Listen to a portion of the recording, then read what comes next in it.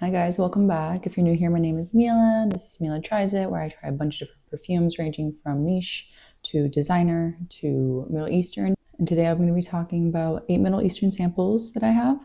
It's not a first impression because I have smelled them before, but I'll go through and give you guys my opinions and go over the notes. And out of these 8, I'll let you know at the end which ones I will want to buy. So we'll start out with Island Dreams by Khadlaj.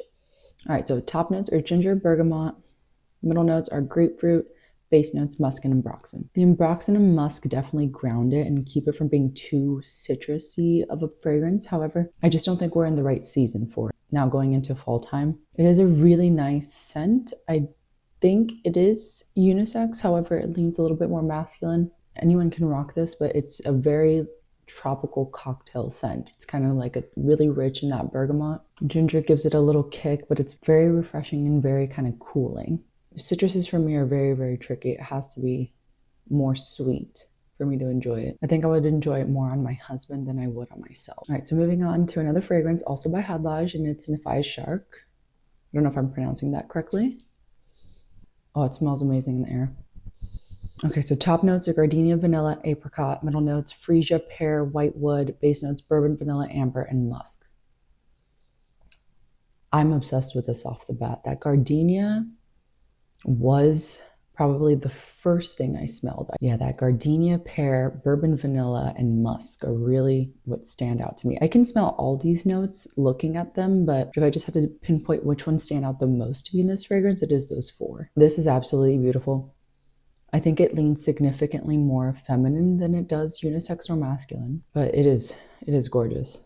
I think this is one I would actually really like to wear during fall because it is so rich and so deep. I can't stop smelling this one. This one's really good. Okay, so moving on to French Avenue Aromatics X Xandal. So just looking on the notes here, has vanilla in the top, the middle, the base. So it is very vanilla forward. And I first found out about this fragrance because one of you guys in the comments actually mentioned it.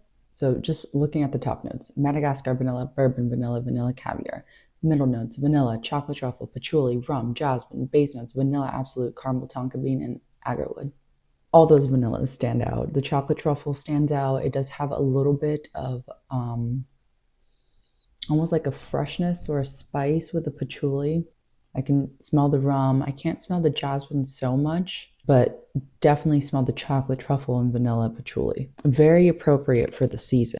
And it does lean, I'd say it leans pretty unisex, maybe like 55-45 on the feminine to masculine. Okay, so moving on to Lattafa Abiyedh Scarlet. Everyone on YouTube has been talking about it nonstop. I almost blind bought this. It's supposed to be a dupe for one of the Louboutin fragrances. So top notes, black cherry, pink pepper. Middle notes, white rose, peony, tonka bean, nutmeg. Base notes, sugar, vanilla, caramel, and patchouli. I smell the black cherry, I smell the pink pepper, rose for sure. It has almost like a tartness to it though. None of these notes are really screaming out what it is, but you know Delina by Parfums de Marly, if you've ever smelled that one kind of has like a tartness to it. This isn't the same ingredients. I think the lychee is what gives it the tartness. It's not this, I don't smell lychee, but I do smell like a tartness in here. Definitely an interesting one. I don't think it's quite my favorite. All right, so moving on to Arabiyat Prestige, we have Mahd Al Dhahab.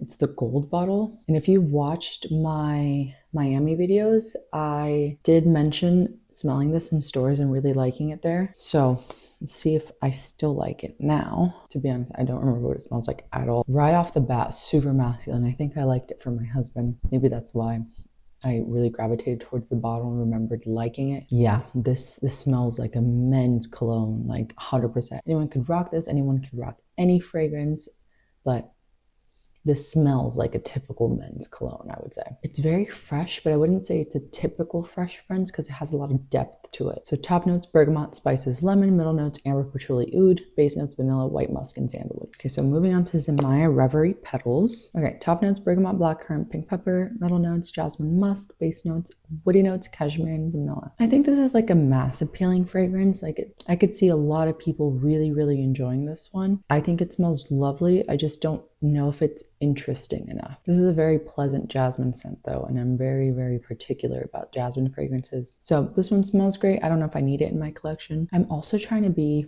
really cautious about the fragrances that I do bring into my collection. After a while having so many fragrances, you just honestly can't get through all of them in a reasonable amount of time. I try my hardest to preserve them as well as I can. They're always in a cool, dry, dark room. My dream would be to have them in shelves right here and display them, but I just want to keep them preserved for as long as I can. But all that to say, I'm just trying to be really particular about the fragrances that I do bring into my collection. I just don't want to buy something I'm not going to reach for. Moving on to Batikh Watermelon. I think this one might have been free, like they added in a free fragrance. This one's very refreshing. It almost gives like body mist vibes. So top notes: pear, cologne, tangerine, middle notes watermelon, strawberry, apple, rose, base notes musk, and praline. Main thing comes to mind is watermelon. This is a watermelon strawberry forward fragrance. Mostly watermelon, but the strawberry is like right behind it. Very refreshing, if not like a young fragrance. Still smells really good. My husband's watching football, so sorry if he just screams out in the middle. But I don't think I need that one in my collection. All right, last but not least, I do think this one also came free. Elizabeth Arden Green Tea Coconut Breeze. All right, top notes: coconut, bergamot, salt, coriander. Middle notes: green tea, Petalia, Caramaflor, Mahonial. Base notes: musk, oak moss, and white amber. This one's, oh my God, why is he whistling?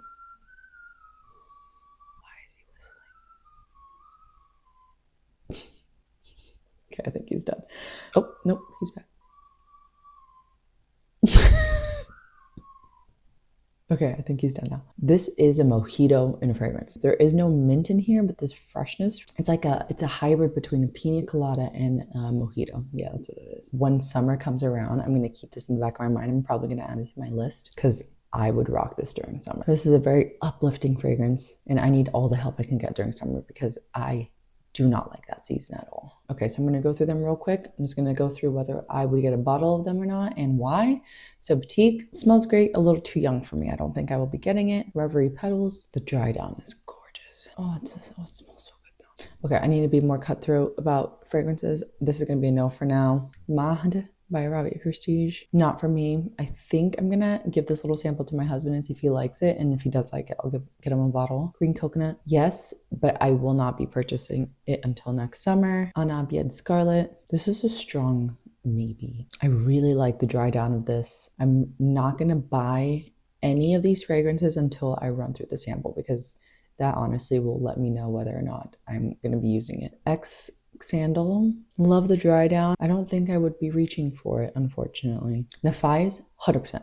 100%. Island Dreams, for me, is going to be a pass. Out of these 8, I think 2 of them are going to be pretty close to yeses. I'm going to go through the samples, and if I go through the samples quickly, I will be ordering them. I already have Nafais in my cart, and I'm trying so hard not to buy it. But let me know what fragrances you guys are really looking forward to wearing this fall and winter. This is my favorite season, especially for perfume, for clothes, for everything. I don't know what side it's on. Make sure to subscribe and like, and I'll see you guys in the next one. Bye.